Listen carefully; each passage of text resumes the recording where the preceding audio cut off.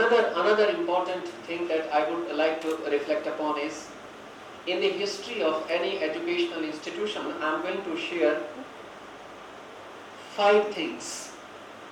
We are not in the habit of developing a perspective plan for our institutions. You make me the Vice Chancellor, I will be more concerned about my term. You make me the Vice Chancellor, and if I am otherwise active, I would like to dig the grave of my predecessor. I would not like to look forward, to look into the future. And therefore, I am sharing these 5 points with you. And before that, those 5 points, I would urge upon each one of you as head of the educational institution, whether you are working as the Vice Chancellor or you are working as a principal of a college, head of the institution is the head of the institution. We must develop a perspective plan for our institution. If our term is of 3-year duration, if our term is of 5-year duration, we should have a plan for 5 years or for 3 years. This is not for Janab Haq Sahab, this is for Professor Rao. And this exercise, which I am sharing with you, can be carried out at the macro level, it can also be carried out at the micro level. And therefore, what we need to do is, we have traversed some part of our journey, and therefore in that journey what we should do is we should sit together and critically analyze where do we stand today in comparison to other sister institutions.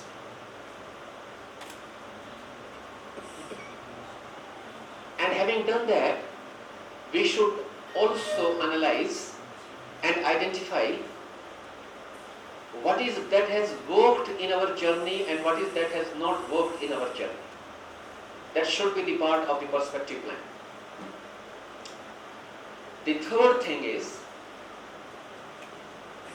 we should also decide collectively as deans, as heads of departments, as the Vice Chancellor, as the principal, we should also collectively decide where do we want to see ourselves in 5 years from hence, having regard to the resources that we have at our command. And having set the goals for ourselves, having set the standards for ourselves as the management, ourselves as the Vice Chancellors, ourselves as the head of the department, ourselves as teachers, ourselves as students, once we set those standards, then we should also collectively identify the guiding principles which will drive us to realize those goals. And when we are identifying the guiding principles to realize our goals, we should also provide for mid-course corrections. Because in today's time, 5 years is too long a period.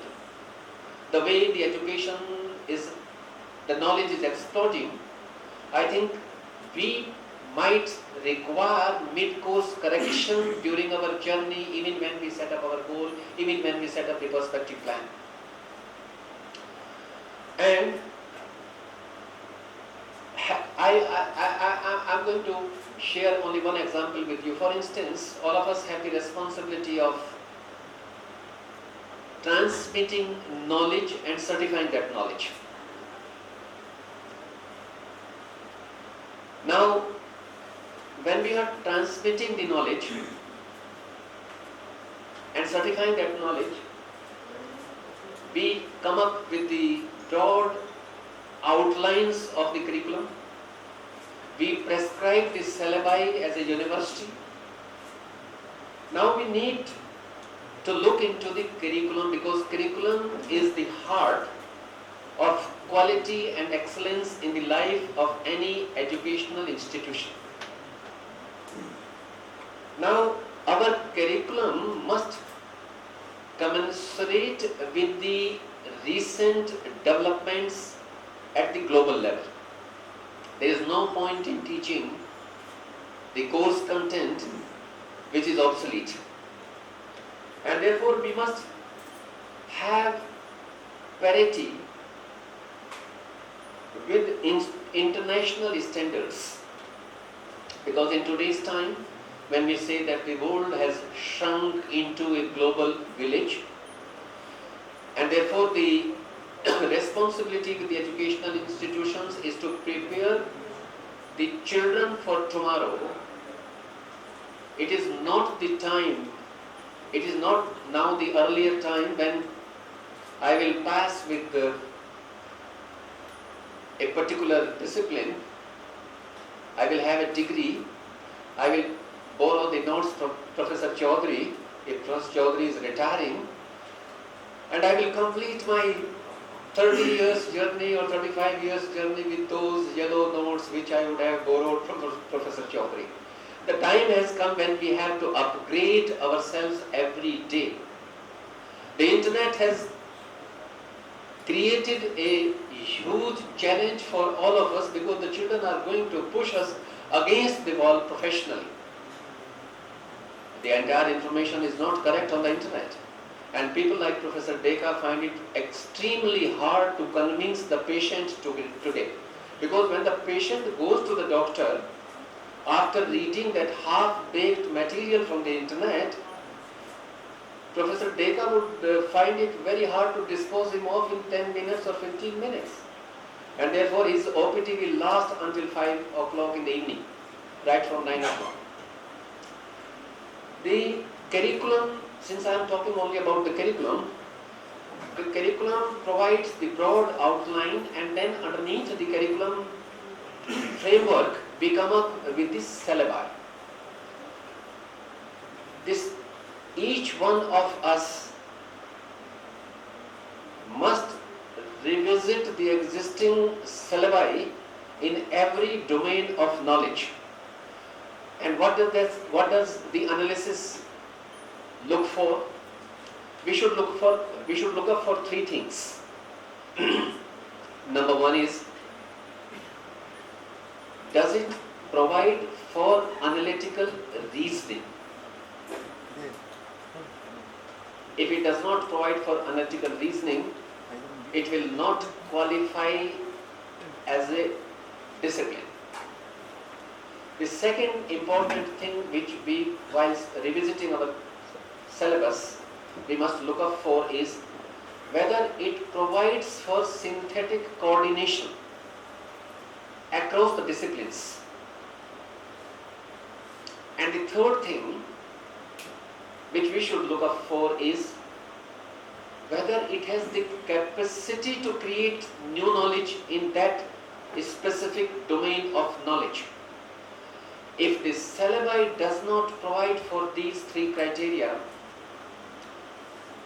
then something is seriously wrong with the syllabi, and we need to update our syllabi.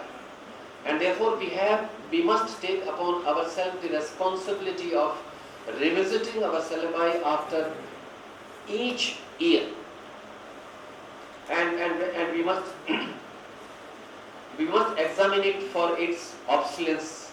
If there is something which is obsolete, that must be dropped down. Now today we, as I had said, that we have 823 degree awarding institutions in our country, but the world is looking for the research universities.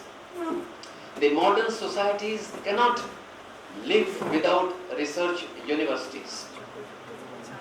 I would like to spend a little time on that. What kind of universities do we need? We need universities wherein most scientific advancements do take place. We need universities where we can produce talented workforce needed by the modern world, where our product can operate at great ease at the provincial level, at the national level, and at the international level. And therefore we have, and which is why I had said that we have to prepare the children for tomorrow. And that tomorrow is going to be a very difficult tomorrow. So we have to give them such tools for their natural development so that they can continue to learn.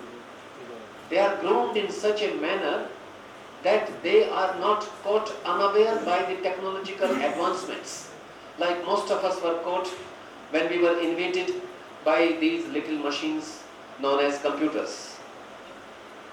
I mean, in my tribe at that point in time, people were not ready to take the computer.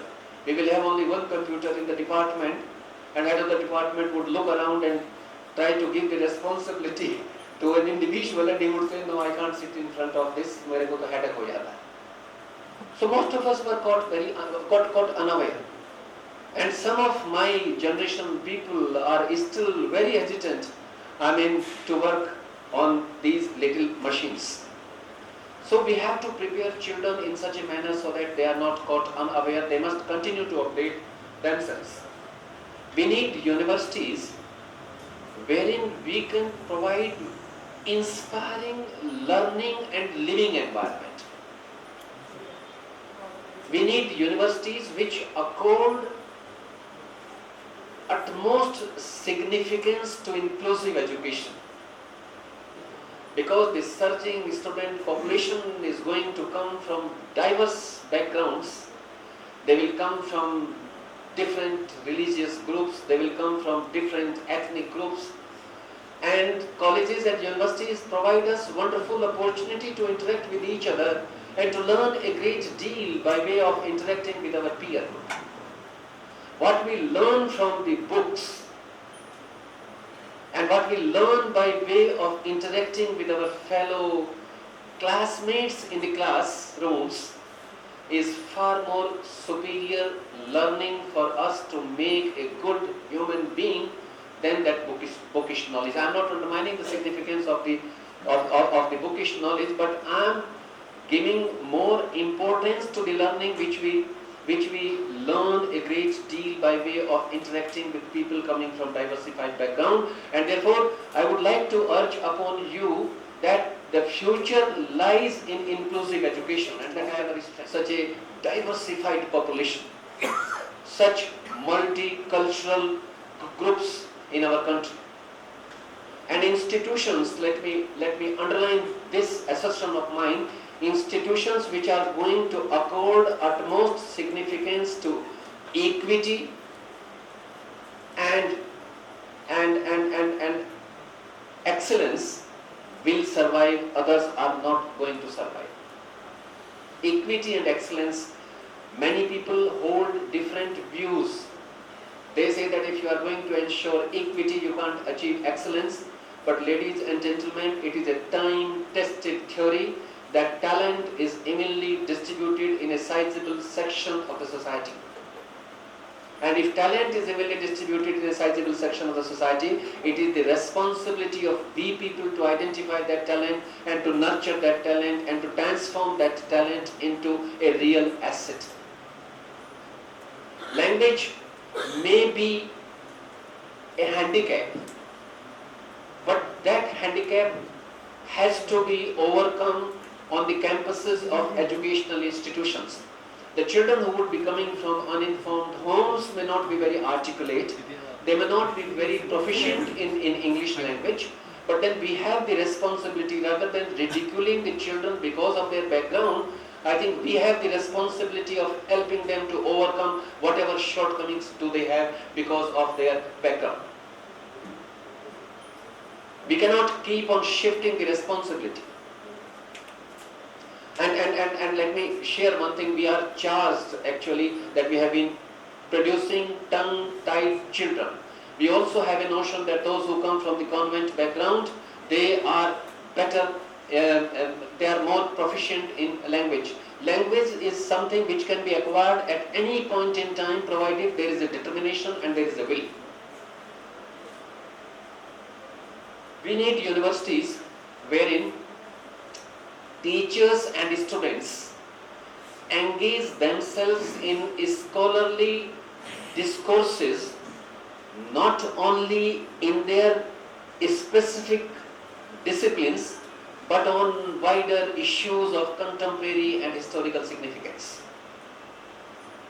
And I would like to urge upon the Chancellor and Dr. Rao, the Vice Chancellor here, that this is extremely important. If we do not have such kinds of discourses, we would not be able to prepare our youth for better tomorrow. We need universities which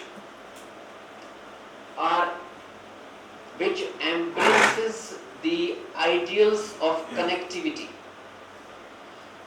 Universities and colleges are the social institutions, and they have to create the learning within that social context, and they have to impact the life of the people, life of the society, and therefore we have to connect ourselves with the society. If we are not doing any good, I'm saying apart from skilling the children of the society, I think we should also walk a mile extra and connect ourselves with the society wherever we are located. We are not connected with the society.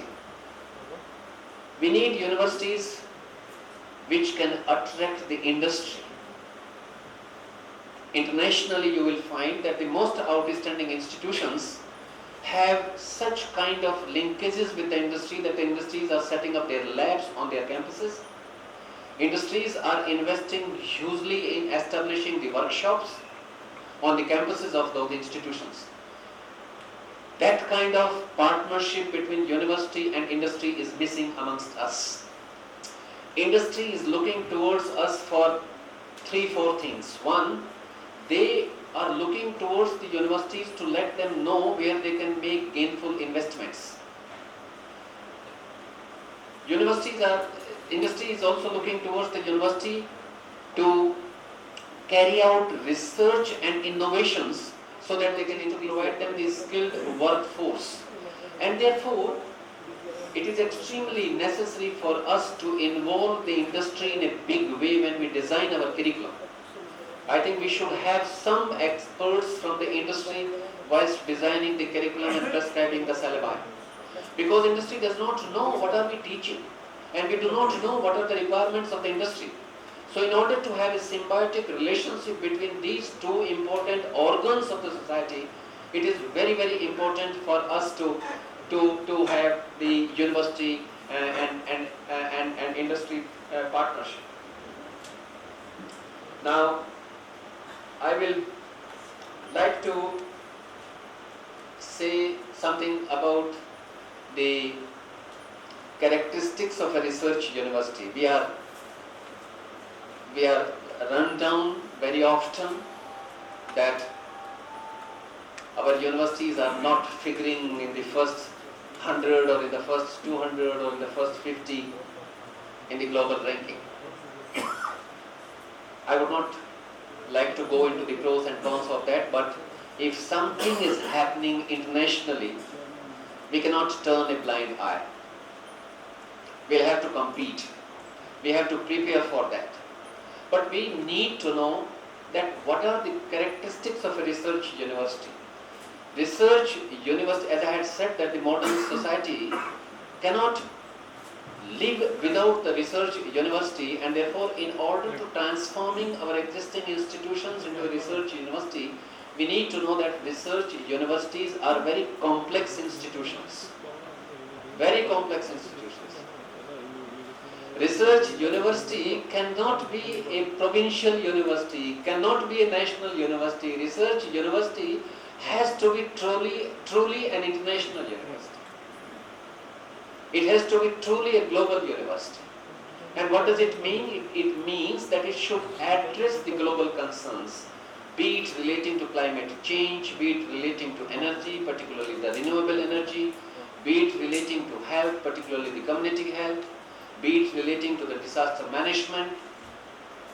So it has to be truly an international university. A research university cannot be a mediocre institution.